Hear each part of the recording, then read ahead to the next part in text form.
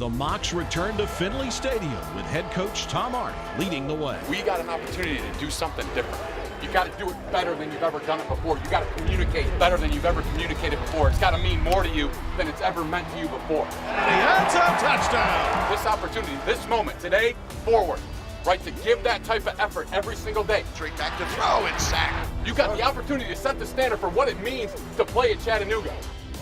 You're watching Inside Chattanooga Football, hosted by head coach Tom Arth and the voice of the Mocs, Jim Reynolds. Inside Chattanooga Football is presented by Allegra, 24-hour relief from indoor and outdoor allergies. Coca-Cola, Chattanooga Coca-Cola Bottling Company, the world's largest Coca-Cola bottler. Welcome to Inside Chattanooga Football. I'm Jim Reynolds. The Mocs took that trip to LSU to take on the Tigers last Saturday night in Baton Rouge. We'll have highlights of UTC's trip against an SEC opponent in Death Valley. Head coach Tom Arth will take a look at the game as well, and we'll also preview the Mocs' upcoming football game against UT Martin home opener Saturday night at Finley Stadium. Also, the UTC volleyball team off to a great start so far this year. We'll have a look at Travis Filer's volleyball team when Inside Chattanooga Football returns in just a moment.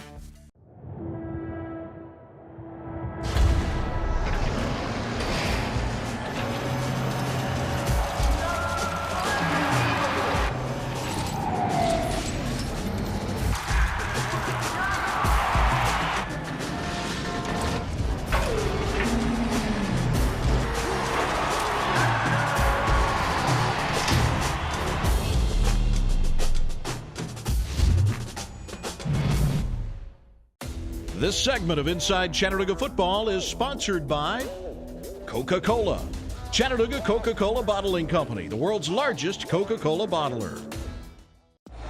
It's the 94th season of football here in Tiger Stadium, and we started off under the lights in a night game, just as it's supposed to be.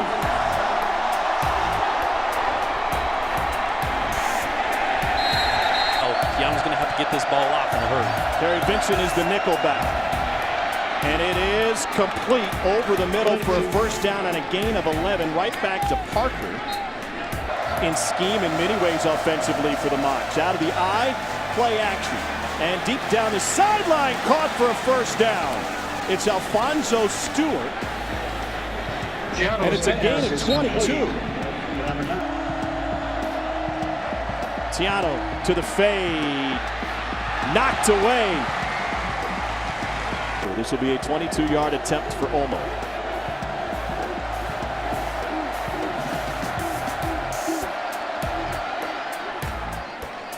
And he just sneaks it in the left upright. He was 14 of 17 against BYU in week 1, and even though he didn't throw a touchdown pass, he also didn't turn it over. And a high completion percentage. Directing traffic here, and he escapes a pocket and takes off to midfield. Etling slides in with a first down before Keon Edwards could get to him. Came in after a great season at Pitt. Play action. Etling looking deep. End zone shot. Touchdown LSU and Drake Davis. They did hit a few big shots. Those shots as well were play action, run action, stealing the eyes of the secondary and opening up big holes on that back end. Darrell Bridges gets chased down by Christian Lockacher. It's the 6th longest streak in the history of college football. On 3rd and 5, Nick Tiano chased out of the pocket again, lowers his shoulder, and is able to pick up the first down. He went right into John Battle, picks up 8. With White and Battle. So turnover on downs, and Etling looking deep. He's throwing into coverage, and it's still caught. What a play on the ball by Stephon Sullivan. Williams in motion. Guy shuffles his feet, ducks his head, and ducks into the end zone.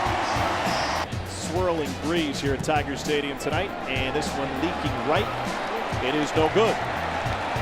And it's not just what are you seeing, but what is he really looking for? And so I was able to really diagnose and speak his language. Etling taken down after play action as they look to go deep again. And it was Tay Davis. We also saw a lot of shifting and motion a la LSU on that first drive. Not as much since. And Ellen is picked off.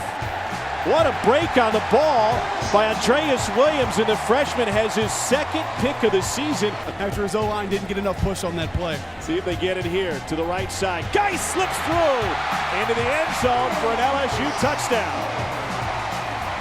The Kings, but Stidham has potential, obviously just not on the same page with his guys right now. Beautiful kick from Colin Brewer. Pushes Chark back to the 35. Got another chance for a big one. Chark makes a man miss. Makes two of them miss. DJ Chark taking it down the numbers, and he's going to take it into the end zone. A 65-yard punt return touchdown. It's really a hybrid position. Four-man rush here. Good push up front, and it's incomplete, and it's picked off. LSU's got another one. Jack Gonsolin missed one from 40 early. So the rotating door with the kickers continues. And that one's short from Colton.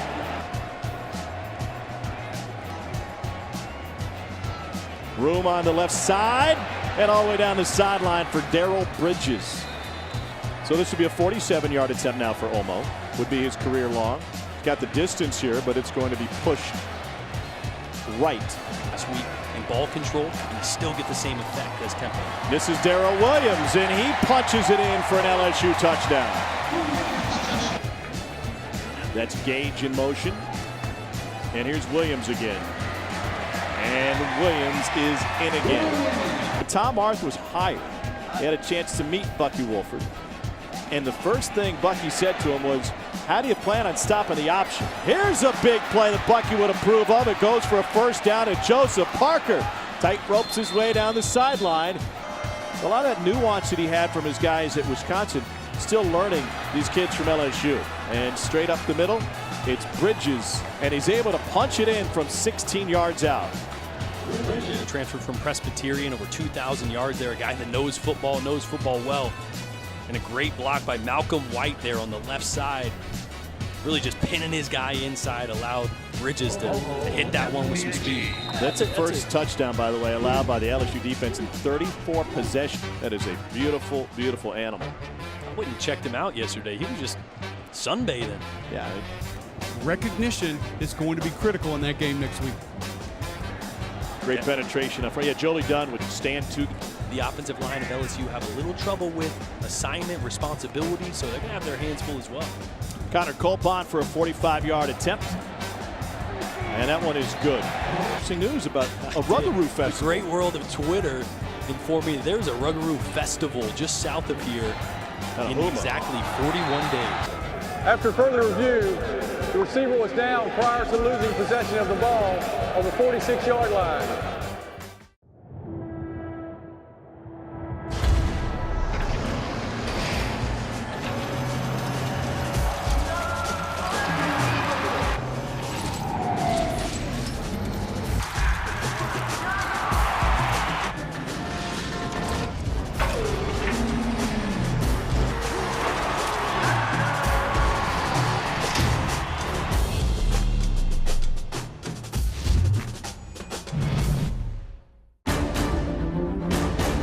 Honoring all-around excellence in men's and women's collegiate competition. Every division, every sport, the Learfield Directors Cup. The prestigious award continues its reign as the crowning achievement in college athletics. To follow your favorite team, like us on Facebook, find us online and on Twitter. The Learfield Directors Cup. So far, I think our season's been going really well. It's been a good start. Coming off of back-to-back weekends at home, I think has been really solid for us. Just being able to be in front of our fans. I think our kids have given our home fans something to be really excited about as we get into conference play here in a little bit. But I think for us, we're a pretty inexperienced group. I mean, we have some starters back from last year.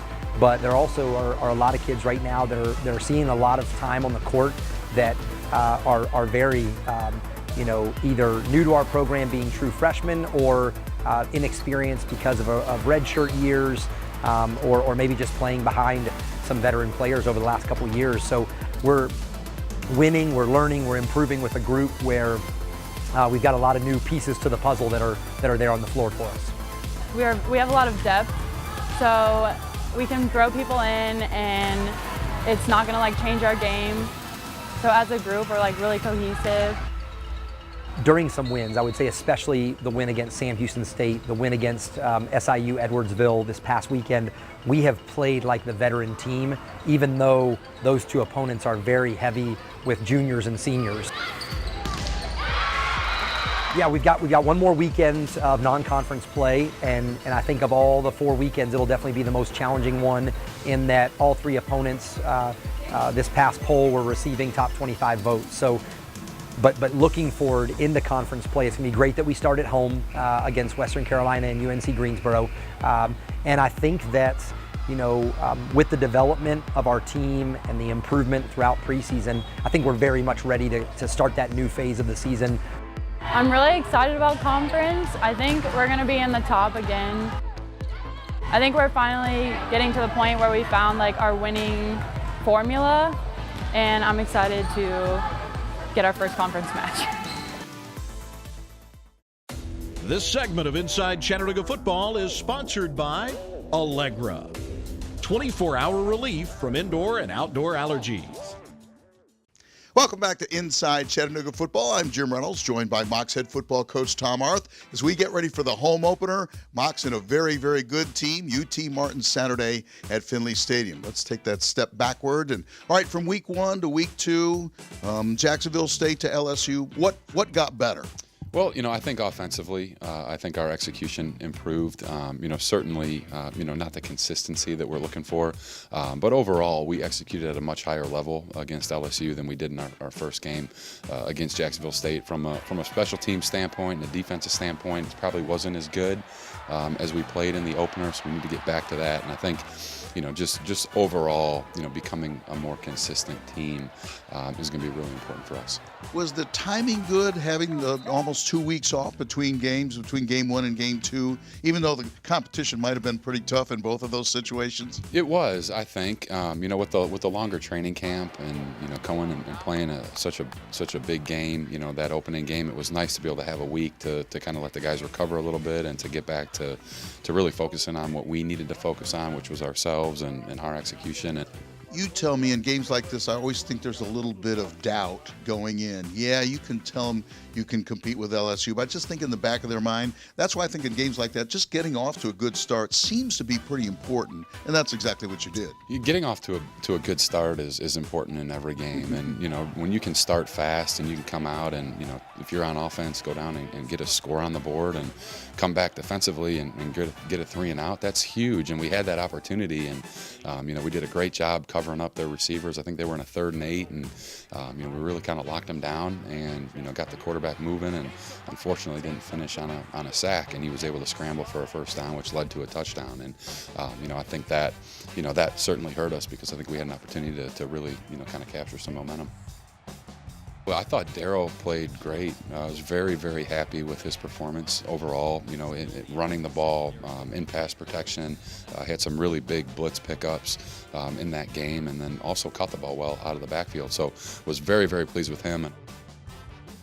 All right, it seems like it's been a long time for the season to be underway without having played a home game. I don't know why it seems that way, because we're only in week 3, so it hasn't been an eternity, but I think it'll be fun to be at home finally. Yeah, we're excited. I know our players are. They're fired up to be at Finley. Our coaches and, myself personally, we're excited to be here, to have the opportunity to play in Chattanooga in front of our fans and, our city. It means a lot to us, so we're looking forward to that.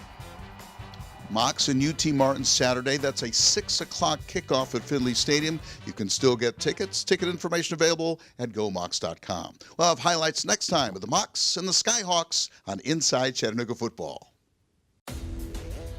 Inside Chattanooga Football has been brought to you by Allegra, 24-hour relief from indoor and outdoor allergies. Coca-Cola, Chattanooga Coca-Cola Bottling Company, the world's largest Coca-Cola bottler.